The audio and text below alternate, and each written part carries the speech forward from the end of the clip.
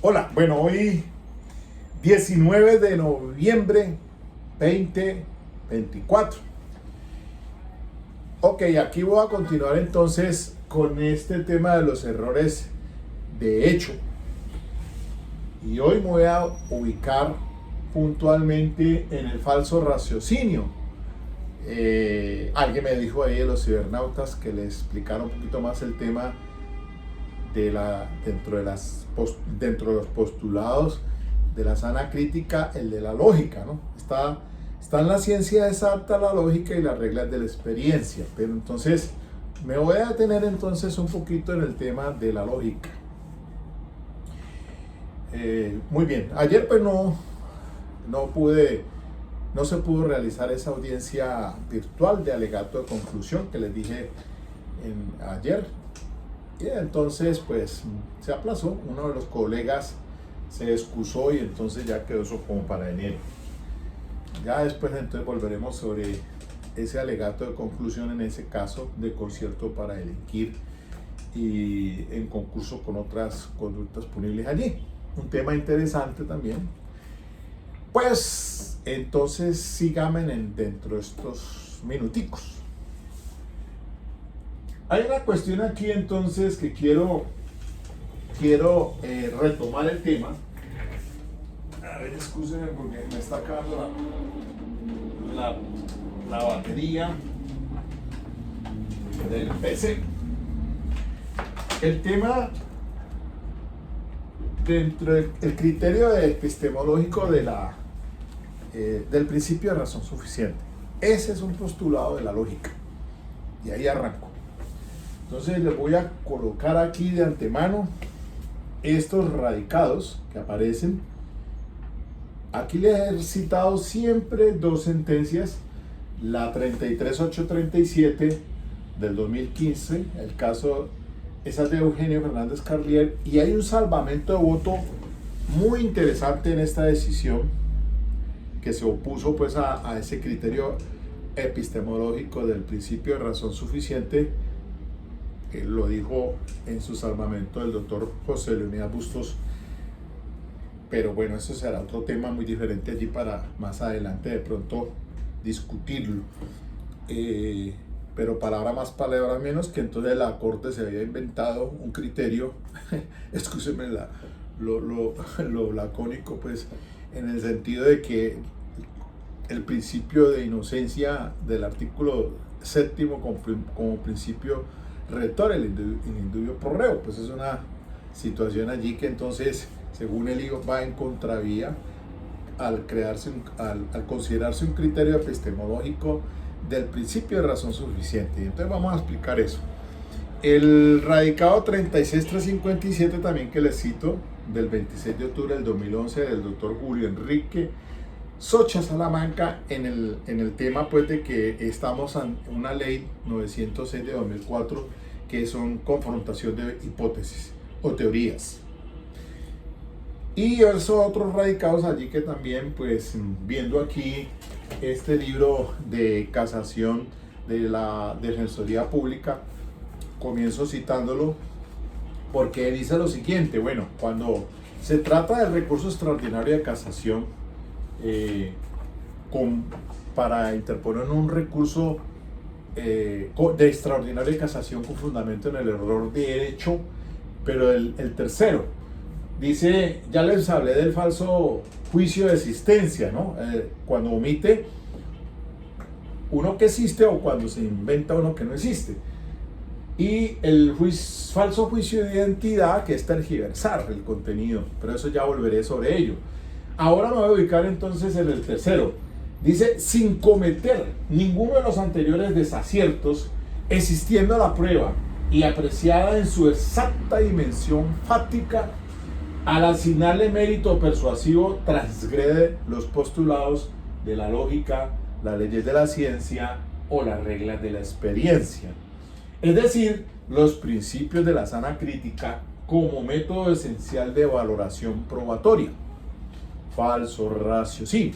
Entonces aquí viene en consideraciones es esta decisión de la 33837 del 2015, que es un caso muy interesante un homicidio que ocurre para un 31 de octubre, amanecer primero, en el que aparece muerta una niña de 5 años, en una casa, en una residencia donde habían 8 personas. Estaba la mamá de la niña, estaba la abuela de la niña, estaba la niñera, estaba la mamá de la niña con su amante, o otra persona que ya estaba sustituyendo pues al papá. Estaba el papá de la niña, padre biológico, y otras personas más allí. Entonces, fallo de primera instancia: absuelto el señor Saudier Orlando López Cruz, que lo procesaron con la ley 600 como inimputable, porque estaba trastornado mentalmente. Al momento de cometerse los hechos tenía el trastorno mental. Entonces él fue absuelto en primera instancia, juzgado el ACUO, y el juzgado, el ACUEN, el tribunal, también confirma la absolución. Se va en recurso extraordinario de casación y la Corte Suprema casa esa decisión. Como conclusión, dice la Corte: a lo hasta ahora expuesto, la Sala casará el fallo proferido por el Tribunal Superior del Distrito Judicial de Bogotá. En su lugar, toda vez que Saudier Orlando López Cruz realizó el injusto impulsado por un trastorno mental que le impidió adecuar su comportamiento conforme a la comprensión acerca de su ilicitud, tal como se sostuvo a lo largo de la presente providencia, y como además no concurre causal de ausencia de responsabilidad del Código Penal. Le declara entonces autor penalmente responsable en calidad de inimputable, o sea, medidas de seguridad, de la conducta punible de homicidio agravado contemplado en los artículos 103 y 104 de la Ley 599 del año 2000. Bueno, muy bien, entonces este tema es supremamente interesante porque pues la Corte Suprema de Justicia entonces entra a estudiar este asunto del principio de razón suficiente. Les decía que por aquí tengo entonces este libro de la Defensoría Pública, de cuando estuve como defensor público en esta grandiosa institución como es la Defensoría Pública. Pues mire, habla sobre el falso raciocinio en la página 155 y dice, grosso modo: como puede evidenciarse, el error de raciocinio recae sobre los principios de la lógica, las máximas de la experiencia o los postulados de la ciencia. En el campo de los principios de la lógica, este error tiene su razón de ser en la obligación que tienen los jueces de acatar en sus fallos el principio de razón suficiente a la hora de motivar o sustentar su decisión. Este principio de la lógica fue enunciado por el filósofo alemán Gottfried Leibniz, quien explicó que para nuestro pensamiento solo son verdaderos aquellos conocimientos que podemos probar con un número suficiente de razones para que lleven al convencimiento de la verdad de lo afirmado. Comillas, consideramos que ningún hecho puede ser verdadero sin que haya una razón suficiente para que sea así y no de otro modo. Claro, esa cita la trae en la colación acá. Entonces, más adelante dice, así explica la Corte Suprema de Justicia el principio de razón suficiente. Comillas. Y esta decisión está citada pues en estos dos radicados intermedios que aparecen allí, el 21393 del 2006 de Jorge Luis Quintero Milanés y el 35127 del 2013 José Luis Barceló Camacho. Y dice así: ahora bien, la ley de razón suficiente que informa la lógica consiste en que nada existe sin razón suficiente. Por tal motivo, para considerar que una proposición es completamente cierta, debe ser demostrada. Es decir, han de conocerse suficientes fundamentos en virtud de los cuales dicha proposición se tiene como verdadera. Esto es, que tanto en la ciencia como en la actividad cotidiana no es posible aceptar nada como artículo de fe, sino que es necesario demostrarlo y fundamentarlo todo. Ahí está. Entonces, todo tiene una explicación y una razón de ser dentro de la lógica. Si a usted, a su niña, a su hija aparece embarazada, pues es la explicación muy lógica, es que obviamente tuvo relaciones sexuales con una persona del sexo masculino, un caballero, y ahí entonces la consecuencia de ese embarazo. Entonces es una razón lógica, no podemos decir, no, fue que fue concebida por punto. No me quiero meter en temas ni paranormales, aquí no viene ni religiosos, dejemos en stand-by quietico porque estamos con razonamiento lógico como la consecuencia de las cosas. Aquí usted todos los días estamos viendo, ¿no?, que tal cosa, que efectos paranormales, que no sé qué, que la iglesia envió a unos clérigos a fin de confirmar si había existido el milagro, bueno, etcétera. Dejemos eso quietico allí para no meternos en temas, sino dentro de las razones de la lógica. Entonces, todo tiene una razón de ser, una explicación. El cumplimiento de esta ley, sigo leyendo, confiere al pensamiento calidad de demostrado y fundamentado, y por lo mismo constituye una condición necesaria de la exactitud y de la claridad del pensamiento, así como de su rigor lógico y de su carácter demostrable. Esta ley de la lógica encuentra cabal desarrollo en el sistema de la sana crítica, que impone al funcionario judicial consignar en las providencias el mérito positivo o negativo dado a los elementos de juicio, puesto que toda decisión, máxime cuando es la sentencia, con claro desarrollo del debido proceso, se deben construir los juicios de hecho y de derecho. Ahí vamos viendo entonces, como en el caso que estoy llevando del feminicidio, pues la Fiscalía presentó su escrito de acusación con una situación fáctica y jurídica. Yo presento como defensor también una teoría del caso, situación fáctica y su consecuencia jurídica. Entonces, ahí es donde entra el juego el tema de que en la ley 906 hay una dialéctica que se lleva al juicio oral con la hipótesis del fiscal y la hipótesis que puede presentar la defensa.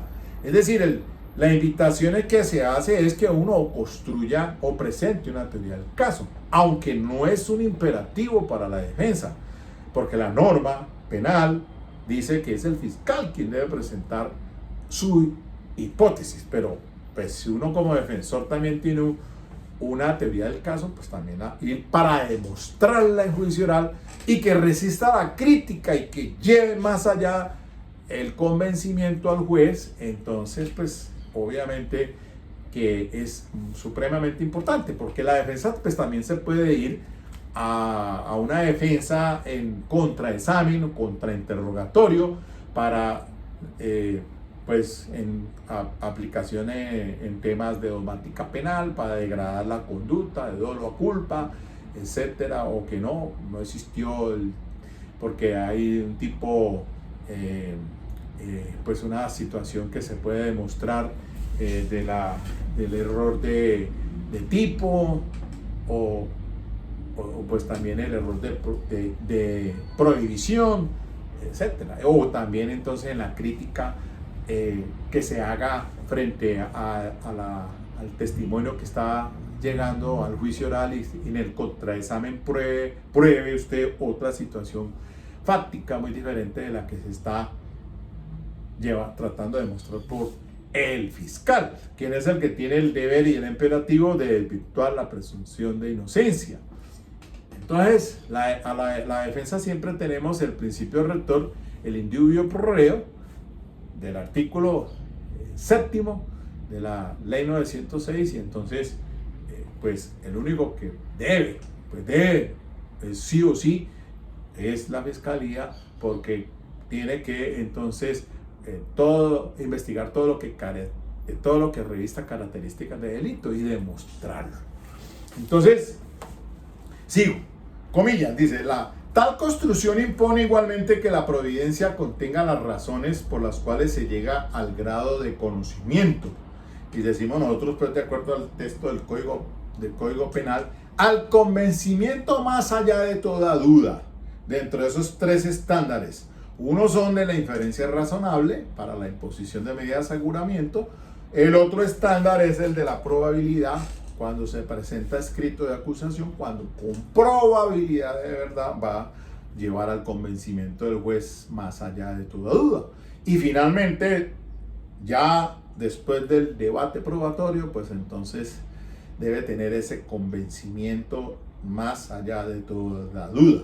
No hablemos ya de certeza, porque esa certeza pues ya otrora.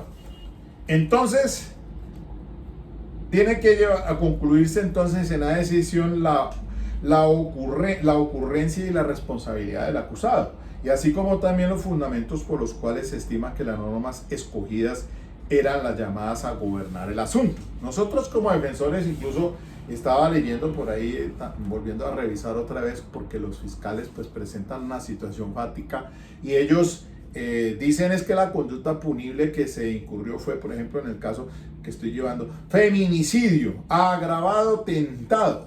Entonces, y circunstancia de agravación punitiva porque fue en presencia de un familiar, porque esto y esto y esto. Entonces, todos esos temas fácticos pues tienen que estar demostrados para que se contemple esas agravantes. Ustedes recuerdan el caso de Johnny Rodolfo Leal, que siempre lo pongo de ejemplo acá, por lo que les estaba diciendo ayer les explicaba el perfilador criminal, el testigo número 29, fue una doctora que llevó el 1 de septiembre del 2023, el doctor Mario Burgos, en ese caso, de Johnny Rodolfo Leal, y pues presentó unas situaciones allí fácticas interesantes dentro de ese perfilamiento para indicar pues como un perfil psicológico de esa persona.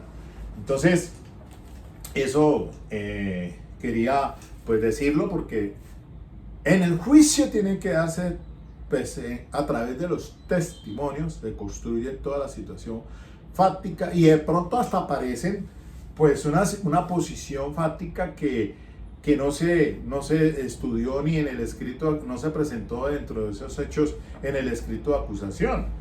Y pues podemos decir que hasta el juez puede tener una hipótesis también de conclusión. Puede ser que de pronto el juez diga, no, es que el fiscal no demostró.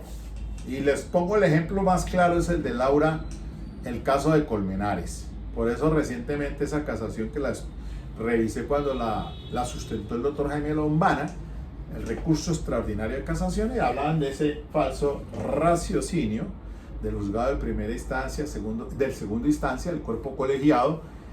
Y en ese caso, por ejemplo, que claro, es que la situación fáctica de la muerte de Colmenares, pues se decía que fue accidental. Y la defensa a eso se encaminó, pero no lo probó, y en la judicatura sí lo dijo. Tampoco probó la fiscalía el tema de la autoría material por parte de Laura Moreno.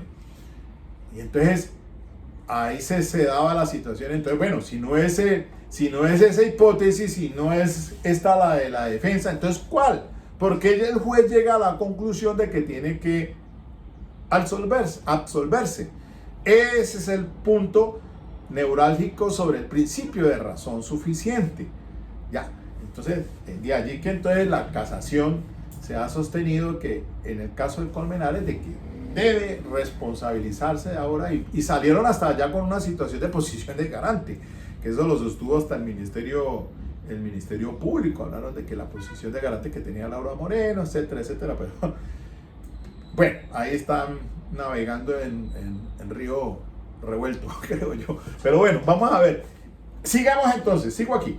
En el ámbito de las máximas de la experiencia, el falso raciocinio recae sobre la percepción de un fenómeno del mundo que se percibe a través de los sentidos, lo cual supone que lo experimentado no sea un fenómeno transitorio, sino un hecho que amplía y enriquece el pensamiento de manera estable. Bueno, no voy a solamente analizar el tema de la lógica, no más. Entonces, volviendo al caso de Saudier Orlando, miren, entonces voy pues a ubicarme ya aquí. ¿Por qué razón entonces la Corte Suprema de Justicia viene en el tema del principio de razón suficiente como criterio epistémico, de la sana crítica? Y también se habla de la navaja de Ockham, el rasero de Ockham. Y entonces, para entender que la explicación sencilla suele ser la más correcta.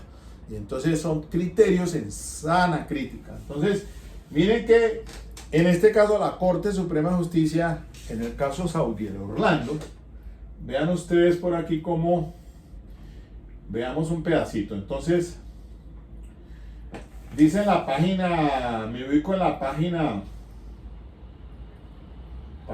55.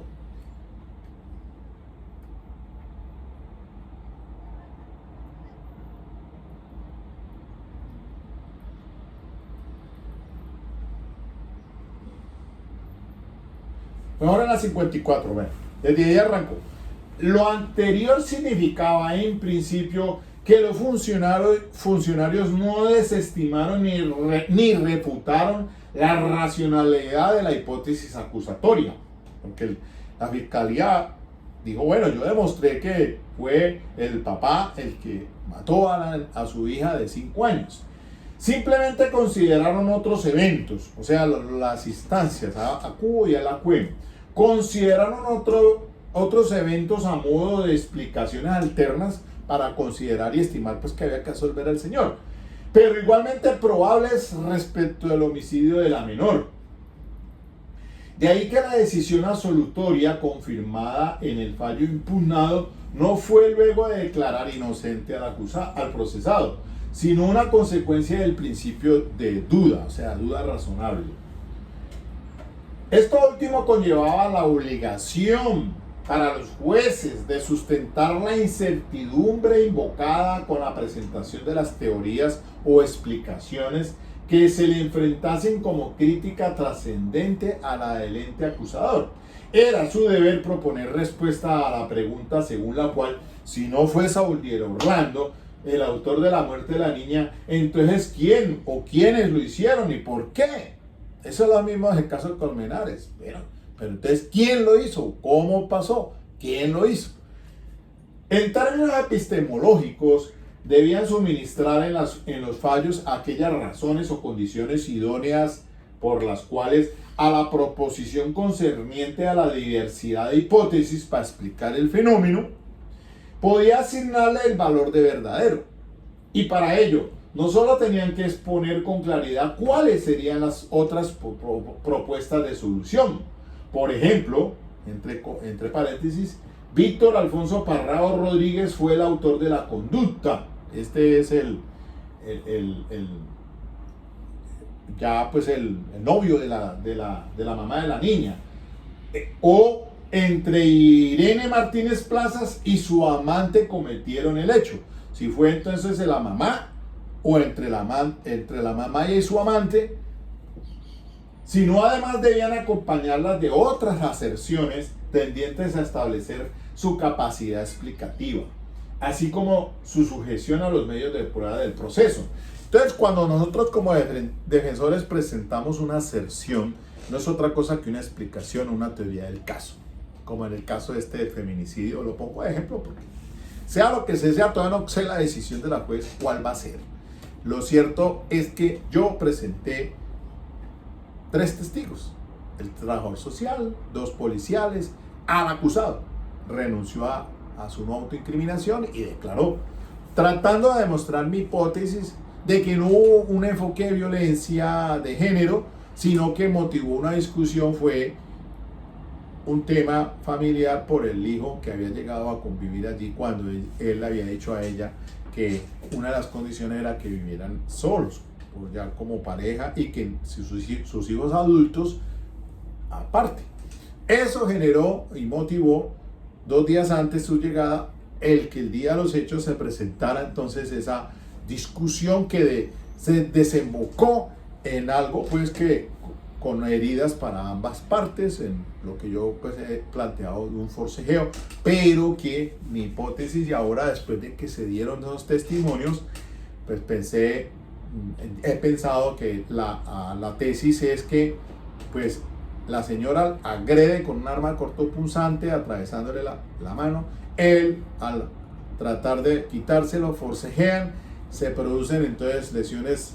Él tiene la lesión, ella también se producen unas lesiones, para tratar de, obviamente, de declinar el peso de la fiscalía al decir que hubo un intento de matarla con arma cortopunzante, de matarla, y que todo había sido por unos celos o subordinación y por cuestión de género, o sea, que le prohibía, que le revisaba los celulares, y eso, pues, como le dije, para mí no está comprobado esa violencia o enfoque de género, que el tema fue completamente diferente. Entonces, eso es lo que se debe hacer.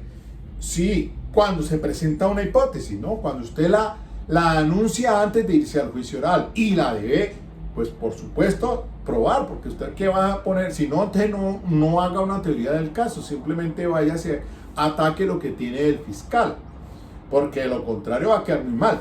Si usted no cumple lo que prometió, pues queda muy mal. Entonces es porque debe tener elementos probatorios tratando de demostrar su aserción. ¿Y cuál de ellas resiste la crítica? Entonces, porque no existe el derecho de no contradicción. O es la del fiscal o es la de la defensa, pero las dos no pueden ser al mismo tiempo. Si esa no puede ser, pues la otra tiene que ser diferente, la solución. O también optar el juez por una conclusión o una hipótesis que él avisore en el juicio oral, apreciándola en sana crítica y que también, obviamente, bajo el principio de razón suficiente, suficiencia, pues aclare las razones del conflicto, de lo que se ha presentado y cuál es la consecuencia jurídica, dónde se tipifica, cuál es la norma penal violentada. Tanto la funcionaria de primera instancia, sigo leyendo aquí, como el cuerpo colegiado de segunda incumplieron con su deber y por ello desconocieron el principio de razón suficiente. Únicamente se refirieron a otros enunciados que carecían de cualquier fuerza explicativa o de poder de refutación desde la perspectiva de la única hipótesis elaborada, es decir, la de la fiscalía. En primer lugar, adujeron los falladores que Saudiel Orlando pudo no ser el autor de la conducta a él atribuida, en tanto estaban presentes en el apartamento otras 7 personas diferentes a la víctima, pero todas eran como del mismo núcleo familiar. Dicha aserción no solo carece de suficiencia como propuesta de solución, sino además conduce al absurdo, pues contempla como posibles homicidios sin razón alguna a personas como la abuela de la víctima, a su tía, a su niñera, una niñera menor de edad y un primo, claro, de quien la primera instancia dijo que se desconocen mayor detalles, pero que fue descrito por uno de los agentes del orden como un niño de 8 o 9 años, o sea, el menor, el primo, un primito. Para las instancias al procesado había que absolverlo porque estas personas también pudieron realizar el tipo, pero no presentó motivos razonables o suficientes para explicar la aseveración. Es cierto que en las providencias figuran proposiciones concretas, alusivas a Alfonso Parrado Rodríguez, novio o amante de la madre de la víctima, y cuyo propósito era dirigir hacia él la atención del caso. El papá estaba allí en la casa porque lo que pasa es que este era el novio, ya no tenían pues una relación de pareja, obviamente. Pero una vez más dice aquí obedecen a razones insuficientes. O sea, que había sido el amante. Entonces, las aserciones al respecto fueron: esta persona no estaba presente cuando llegaron los policías a atender el intento de suicidio. Y la niñera menor de edad lo excluyó de su relato. Les advierto que este caso sucede en las horas de la madrugada, ¿no? El señor se quedó allí, la policía llegó. Bueno, eso presentó una situación esta de intento de suicidio y pues se advierte es que los hechos pudieron ocurrir entre 4 y 8 4 de la madrugada y las 8 de la mañana. Y ahí entonces pueden revisar ustedes la sentencia. Cuando llegó la policía a eso de las 8 de la mañana, encontró al procesado encerrado en una alcoba junto con el cadáver de su hija, diciendo que quería suicidarse porque la había acabado de matar. Víctor Alfonso Parrado Rodríguez, ese es el novio de la señora, no se hallaba presente en esos momentos. Por lo tanto, Parrado Rodríguez no pudo cometer el crimen. Respecto al testimonio de la niñera, ocurre otro tanto, con la omisión de un testigo en cuanto a la presencia de una persona en el lugar de los hechos, circunstancia que por lo demás no fue puesta en duda por la instancia. No se podía extraer una duda razonable en beneficio del procesado. Y si los jueces querían proponer a partir de ese acontecimiento que Parrado Rodríguez pudo ser el homicida o que la niñera fue cómplice de alguna especie de complot para favorecer el verdadero responsable de los hechos e incriminar de manera injusta a Saudiel Orlando, tenían el deber de explicarlo con razones suficientes y no lo hizo. Y como si lo anterior fuese poco, el hecho de no ser visto por los agentes del orden no implica de manera necesaria que Víctor Alfonso Parrado Rodríguez se estuviera ocultando de la policía. Además, él brindó explicaciones acerca de su no presencia en ese momento. En palabras de la juez Acuo, él habría bajado a la portería para dar aviso de los sucesos. Y de acuerdo con la declaración del policía Carlos Iván, citada en precedencia, esta persona tuvo la ocasión de hablarle. Bueno, en cuanto a una participación de Irene Martínez Plaza, que era la mamá de la niña, en la realización del injusto, las instancias clamaron menos sugerencias en ese sentido que en el caso de su amante. Sin embargo, podría pensarse que en tanto ella fue protagonista de los conflictos de pareja por los cuales atravesó Saudiel Orlando, también tendría motivos o impulsos para reaccionar de la manera en que se le atribuye a este. Esta postura, no obstante, sería igualmente infundada. Recuérdense que Irene Martínez Plaza fue catalogada como buena madre. También es diciente la reacción que ella tuvo cuando encontraron el cadáver de la niña, tal como lo relató el agente Oscar Eduardo. El sostener una relación difícil con el procesado no significa que se le pueda achacar un cuadro clínico similar al de él, porque las experiencias compartidas se vivieron desde otro punto de vista. Y ahí sigue entonces la corte hablando de esto, entonces para que ustedes vean que llega a la conclusión entonces de casar las sentencias del cuerpo colegiado para condenar a este señor Saudiel Orlando. En tercer lugar, precisaron, bueno,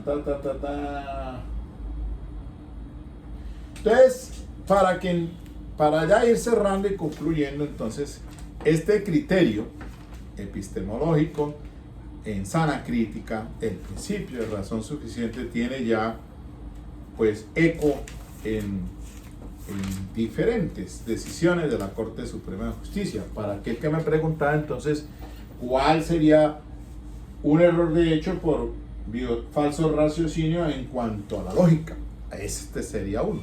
Tomar una decisión entonces completamente en contravía con este postulado del principio de razón suficiente. Porque entonces dice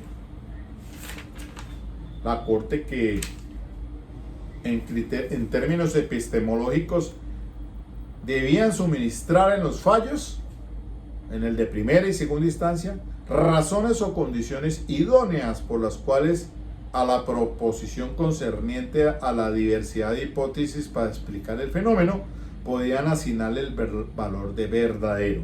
Y para ello no solo tenían que exponer con claridad cuáles serían las otras propuestas de solución, sino además debían acompañarlas de otras aserciones tendientes a establecer su capacidad explicativa, así como su sujeción a los medios de prueba del proceso. Entonces, palabra más, palabra menos, esta situación deviene en que frente a circunstancias extraordinarias requieren de explicaciones razonables sustentadas en las pruebas del proceso, que sean susceptibles de explicar el fenómeno materia de debate o desestimar con suficiencia las hipótesis contrarias a los rivales.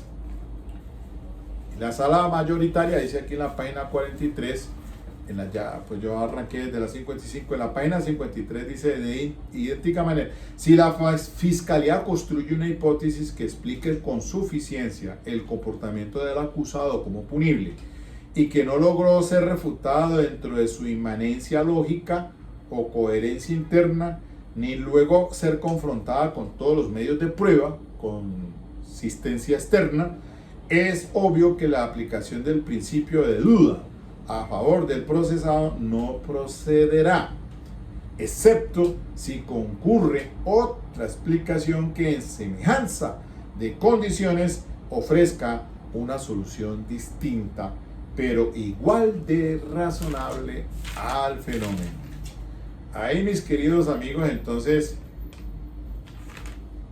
es importante estos estudios académicos para poder entonces llenarnos de razones a la hora de ir a presentar un recurso de apelación, y obviamente que pues ya esto que es materia de recurso extraordinario de casación, dentro de todo pues lo que se requiere. Y por aquí entonces siempre, por aquí tengo este otro libro del doctor Jorge Velázquez Niño sobre casación penal, porque entonces pues si sabemos esto para cómo fundamentar un recurso extraordinario de casación, ¿por qué hacerlo? Pues esto pues con más atención puedes sustentar muy sencillamente, digámoslo, con menos requisitos, porque ustedes saben que el recurso extraordinario de casación tiene alto tumberqué. Esa vaina, si a usted no le pega como debe ser un recurso extraordinario de casación con todas las de la ley,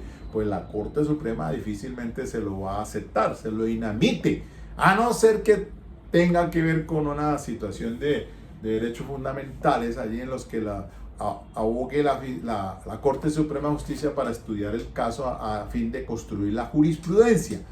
Pero si vamos a hacer una apelación contra un juzgado vacuo, pues yo creería que pues estas ideas son propias para poder entonces enfocar por dónde podrías atacar una decisión adversa que tengas en un caso que estés llevando.